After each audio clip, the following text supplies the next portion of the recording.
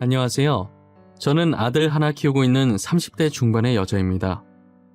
저는 아직도 최근에 제가 겪은 일이 진짜 현실이 맞는 건지 믿기지가 않습니다. 정말 드라마나 영화에서만 보던 일이 제 눈앞에 펼쳐졌거든요. 평소 드라마를 보면서 저게 실제로 일어난 일이면 진짜 끔찍할 것 같다는 생각을 했었는데 제가 실제로 겪어보니 현실은 드라마보다 더하다는 걸 알게 되었어요. 지금도 그 일을 생각하면 머리털이 뽑히는 기분이고 속에서 부하가 치밀어 올라요. 저희 부부는 특이하게 제가 일을 하고 남편이 육아와 집안일을 했었어요.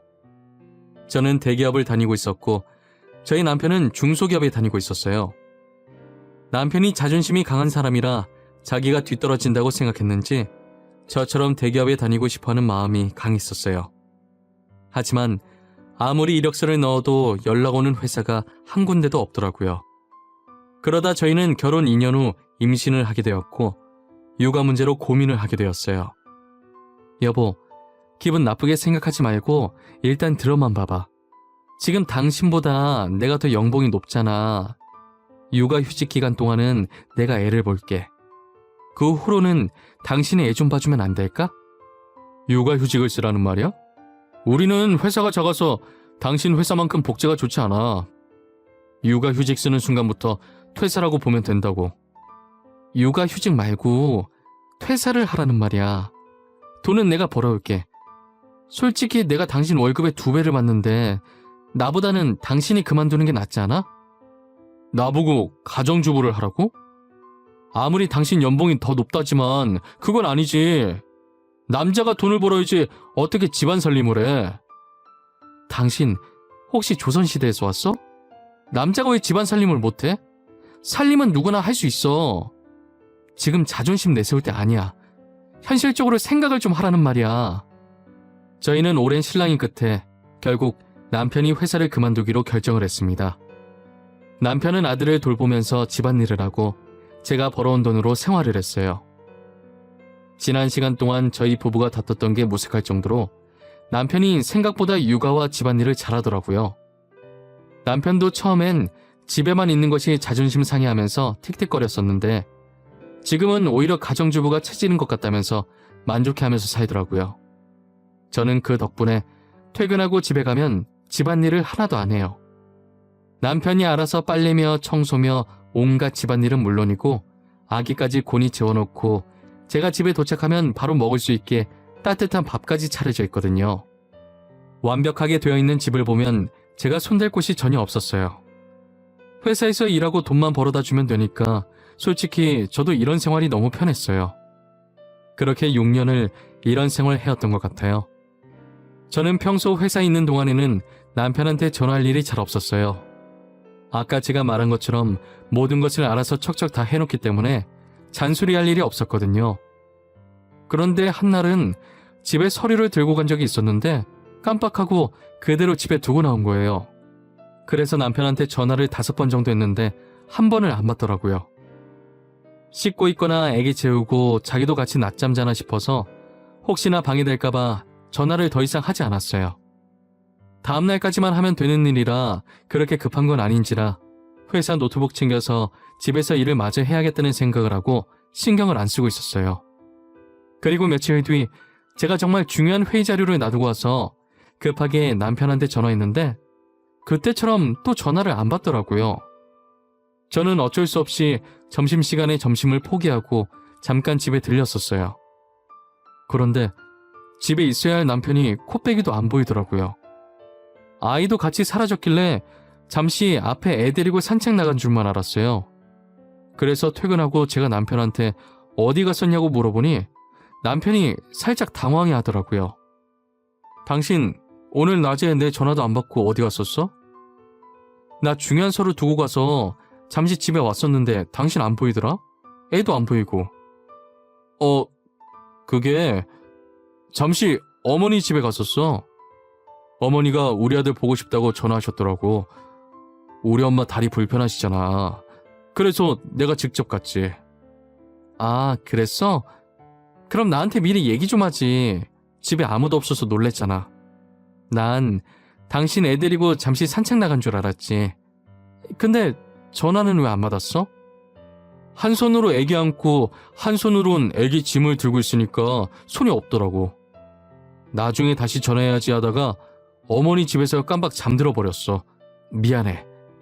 저는 남편이 시댁에 갔다 왔다길래 그런가 보다 하고 별 생각하지 않았었어요. 남편이 저녁을 다 먹고 설거지하는 동안에 저는 안방에 들어가 있었어요. 씻으려고 하다가 침대 위에 있는 남편 겉옷을 발견하게 되었죠. 침대 위에 걸쳐있는 걸 보니 시댁 갔다 와서 급하게 집안일 하느라 정리를 못한 것 같아서 제가 정리하려고 옷을 집어들었어요. 그런데 제가 옷을 집어드는 것과 동시에 쪽지 하나가 툭 하고 제 발 앞에 떨어지더라고요. 아무래도 저희 남편 주머니에서 떨어진 모양이었어요. 처음엔 제가 그 쪽지를 볼 생각이 없었는데 떨어지면서 종이가 살짝 펼쳐져 있더라고요. 다시 주머니에 넣어주려고 집어들었는데 펼쳐진 종이 사이로 낯선 집 주소가 적혀있는 게 보였어요. 근데 여자 촉이라는 게 이게 상당히 무서운 거더라고요. 저는 순간적으로 왠지 모르게 이 집 주소에 굉장한 비밀이 숨겨져 있을 것 같은 느낌이 들었어요. 살짝 안방 문틈 사이로 아직 설거지 중인 남편의 뒷모습을 확인하고 몰래 제 휴대폰 카메라를 켜서 주소가 적힌 쪽지를 찍어놨습니다. 그리고는 아무렇지 않게 쪽지를 주머니에 다시 넣어놓고 옷을 옷걸이에 걸어놓았어요. 불길한 기분에 그날 하루 종일 잠이 오지 않았어요. 저는 남편 몰래 월차를 내고 출근하는 척 나와서 쪽지에 적혀있던 그 집 주소를 찾아가 봤어요. 그 주소는 저희 집과 꽤나 거리가 있었어요. 주소가 가까워질수록 이 길이 맞나 싶을 정도로 온통 초록색 풀밖에 없더라고요. 내비게이션이 안내하는 대로 가다 보니 허허 벌판에 조그만 주택이 하나 보였어요.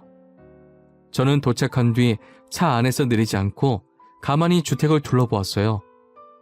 첫 느낌은 뭐랄까 시력 검사할 때 보는 집 사진 있잖아요. 딱 그거랑 비슷한 느낌이었어요. 도대체 여기가 어디길래 남편이 쪽지에 이 주소를 적어놨을까 싶었어요. 저는 남편이 이런 곳에서 살고 싶어서 그런 건지 나중에 어머님 공기 좋은 곳에서 살게 해주려고 미리 보고 있는 집인 건지 오만 가지 생각을 한참 하고 있었거든요. 그런데 문이 열리더니 그 집에서 여자 한 명이 나오더라고요. 집에서 나온 여자는 배가 불룩 튀어나온 게 만삭의 임산부 같았어요. 순간 제 머릿속에 설마라는 단어가 가득 차기 시작했어요. 그러다가 미쳤다면서 지금 무슨 생각하는 거냐며 제 머리를 몇 번이나 쳤죠. 저는 절대 그럴 일 없다고 아닐 거라면서 제 자신을 달래고 있었어요. 이곳에 더 있다가는 계속 이상한 생각만 들 것 같아서 저는 차를 돌려서 집으로 돌아왔어요. 남편은 일찍 온 저를 보면서 엄청 당황해했어요. 어디 나가려고 했었던 건지 겉옷을 입고 있더라고요. 당신 지금 회사에 있어야 할 시간 아니야? 왜 이렇게 일찍 왔어? 뭐 또 두고 갔어? 나한테 전화를 하지. 아니, 그냥 몸이 조금 안 좋은 것 같아서 조퇴했어. 그러는 당신은 어디 가려고 옷을 그렇게 챙겨 입었어? 나는 어머니 집에 가려고 그랬지. 요즘 점심 같이 먹고 있거든. 어머니 혼자 사시는데 외로우실 거 아니야. 집에 있는 나라도 놀아드려야지. 그래? 그럼 나도 같이 가자. 어머님 명절 이후로 못 봤는데 오늘 가서 안부 여쭤봐야지. 어머님 나 이뻐하시잖아. 오랜만에 어머님이 차려주시는 밥 먹고 싶네. 몸 안 좋아서 조퇴한 사람이 어딜 나가려고. 내가 혼자 다녀올게. 당신 일하느라 힘들었을 텐데 오늘 하루 종일 방해 안 할 테니 집에서 편하게 있으시면 됩니다. 아니야. 집안일이 더 힘들지. 당신은 집에 있어도 하루 종일 쉬지도 못하잖아. 그동안 고생했을 텐데 내가 시댁에 애 데리고 갈 테니까 간만에 당신이 집에서 쉬고 있어. 혼자서 애 데리고 시댁에 가겠다고 하니 남편이 정말 괜찮겠냐고 재차 물어보더라고요. 저는 괜찮으니까 걱정하지 말고 집에서 쉬고 있으라고 하고 아들을 데리고 시댁으로 갔어요. 제가 아이를 데리고 시댁으로 가니까 시어머니께서 많이 놀란 눈치시더라고요. 아니, 오늘은 어떻게 며느리가 왔니? 너 회사는 어쩌고 온 거야? 지연이 애비랑 같이 온 거야? 오늘 조퇴해서 지연 아빠 간만에 쉬라고 하고 제가 대신 왔어요, 어머니. 아니, 지연 아빠가 가겠다고 했었는데 오랜만에 어머니 얼굴 보고 싶어서 제가 간다고 했어요. 괜찮죠? 그럼 당연히 괜찮지. 며느리가 시애미 보고 싶다는데 안 좋아할 사람이 어딨어. 그래 춥겠다. 어여 들어와. 내가 점심 맛있게 해줄게. 어머님께서는 제가 시댁에 들어간 뒤로 눈에 띄게 어쩔 줄 몰라 하고 마치 죄 지은 사람 마냥 저와 말을 할 때도 횡설수설 하시더라고요. 그런 시어머니의 행동들이 굉장히 수상해 보였어요. 시어머니와 제 사이에 흐르는 공기의 흐름이 어딘가 모르게 어색하면서 저를 불편하게 만들었어요. 시어머니께서는 평소에도 저를 이뻐하시고 잘 챙겨주시는 편이시긴 했지만 그날은 정말 과하다 싶을 정도로 저를 챙겨주시더라고요. 밥상도 식탁이 부러질 정도로 한 상 가득 차려주시고 과일도 주시고 기왕 온 김에 오래 있다 가라고 신신당부를 하시더라고요. 저는 시어머니께서 계속 저러시니까 괜히 집에 빨리 가고 싶어지더라고요. 어머님, 제가 괜히 시댁에 놀러와서 어머님한테 부담만 주는 것 같네요. 그냥 지금 집에 가볼게요. 편하게 계세요. 아니야, 괜찮아. 나는 정말 괜찮아. 너가 부담 준 적 전혀 없어. 딸 같아서 이것저것 챙겨주고 싶어서 내가 과했는가 보네. 아니에요. 어머님이 지금 저 때문에 몇 번이나 왔다 갔다 하셨는지 아세요? 안 그래도 다리 성치 않으신 분인데 저는 집에 갈게요, 어머니. 아니래도 그러네. 저녁까지 먹고 가. 네가 또 언제 올 줄 알고. 어제 네가 좋아하는 무말랭이 만들어놨었는데 네가 올 줄 알고 만들었나 보다. 아가, 얼른 앉아있어. 제가 집에 가려고 하니까 어머니께서는 다급하게 저를 말리시더라고요. 무언가 있다는 것을 눈치챘는데 일단 속아주는 척했어요.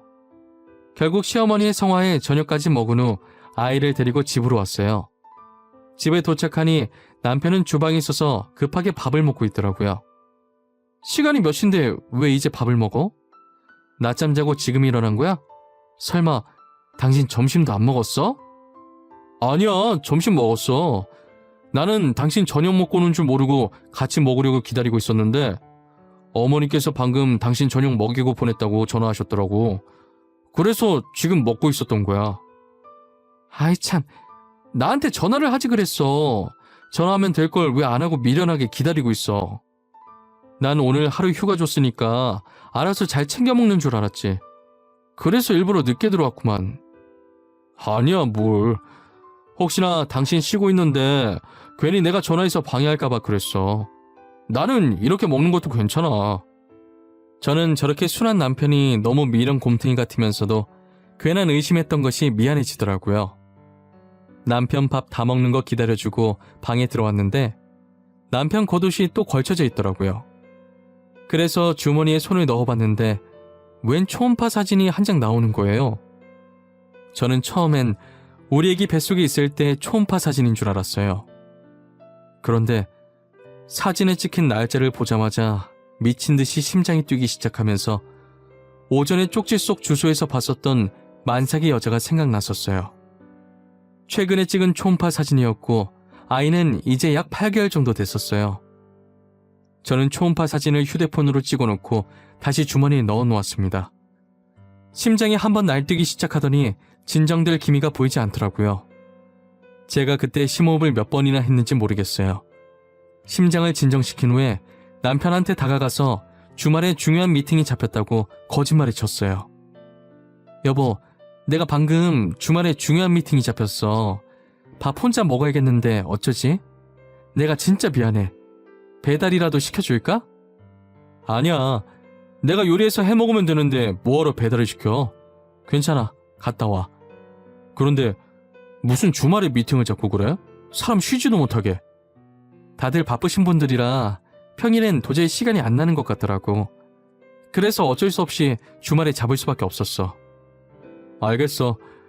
내가 알아서 잘할 테니 당신은 집 걱정은 하지 말고 조심히 잘 갔다 와. 저는 그렇게 주말에 미팅을 가는 척하면서 집 근처에 차를 주차하고 남편이 나오기만을 기다렸어요. 시간이 얼마 지나지 않아 남편이 어김없이 아이를 데리고 밖으로 나오더라고요. 남편은 그대로 시댁으로 가서 아이를 시어머니께 맡겨두고 다시 나왔어요. 저는 뒤에 붙어서 가면 혹여나 들킬까봐 일부러 차선을 변경해가면서 쫓아다녔어요. 남편을 따라 도착한 곳은 다름이 아니라 그때 왔었던 주택이었어요. 남편이 도착하자마자 기다렸다는 듯 여자가 밖으로 나오더라고요. 남편은 여자를 발견하자마자 환한 미소로 팔을 벌려 여자를 안아주더라고요. 그 모습을 보고 얼마나 기가 차던지 아마 당해보지 않으면 못 느낄 기분이에요. 저는 차 안에서 남편이 도착했던 시점부터 둘이 만나서 집 안으로 들어가는 것까지 영상으로 찍었어요. 제대로 찍혔나 확인하는데 너무나 잘 찍혀서 다시 봐도 화를 주체할 수가 없더라고요. 사람 시켜서 뒷조사에서 알아보니 남편은 2집 살림 중이었어요. 그렇게 자존심 강한 양반이 일을 그만두고 집안일하기 시작하면서 앞에선 좋은 척하고 뒤에선 다른 곳에 눈을 돌린 듯 하더라고요. 평소에도 애는 시어머니께서 다 보고 있었고 제가 퇴근하기 직전에 집에 돌아와 급하게 집안일을 하고 이제껏 자기가 육아를 다 한 것처럼 연기를 한 거예요. 그리고 제가 제일 참을 수 없었던 건 제게 받은 생활비를 상간녀한테 갖다 바쳤다는 거예요. 저는 너무 배신감이 들고 괘씸해서 남편에게 이혼 소송을 하고 상간녀 고소를 진행했어요. 남편은 소송장을 받고 미안하다며 이혼은 안 된다고 울면서 빌더라고요. 2집 살림 한 것도 모자라서 내 돈을 그 여자한테 다 갖다 바쳐? 이때까지 그 여자한테 바친 돈 다 토해내. 알겠어? 여보, 내가 잘못했어. 실수야, 실수. 사람이 살면서 실수 한번 할 수 있는 거잖아. 그리고 당신 돈 아니야. 진짜야. 당신이 준 돈은 우리 생활비로 쓴 거 맞아. 어디서 거짓말이야. 내가 증거도 없이 이러고 있는 줄 알아? 당신 통장에 찍힌 거래 내역 보니까 내가 돈 입금하자마자 그 여자한테 바로바로 보냈더만. 어디서 발뺌이야? 결국 저는 남편과의 길고 긴 소송 끝에 위자료와 그동안 상간녀한테 바쳤던 돈까지 전부 돌려받았어요. 알고 보니 그 집은 상간녀 살게 해주려고 이제껏 전 남편이 모아둔 돈과 퇴직금으로 산 집이더라고요. 하지만 그 집도 저한테 돈을 줘야 해서 팔아버렸지만요. 전 남편은 경력 단절이 돼서 취업이 어려웠는지 결국 막노동을 뛰기 시작하더라고요. 하지만 일을 하다가 사고를 당해서 평생 절뚝이로 살게 되었고 결국 막노동도 못하게 되었어요. 졸지에 태어난 아이는 심장병이 있어서 상태가 안 좋았어요. 당장 수술을 해야 하는데 수술할 돈이 없으니 저한테 사정을 하더라고요. 내가 진짜 당신한테 이런 부탁하면 안 되는 것도 알고 나도 이런 내가 정말 염치 없는 것도 잘 알거든. 하지만 부탁할 사람이 당신밖에 없었어. 그런데 어쩌지? 나도 당신한테 빌려줄 돈이 없어. 솔직히 말해서 이제 나랑은 남남인데 내가 왜 도와줘야 해? 우리가 좋게 끝난 인연도 아니지 않나?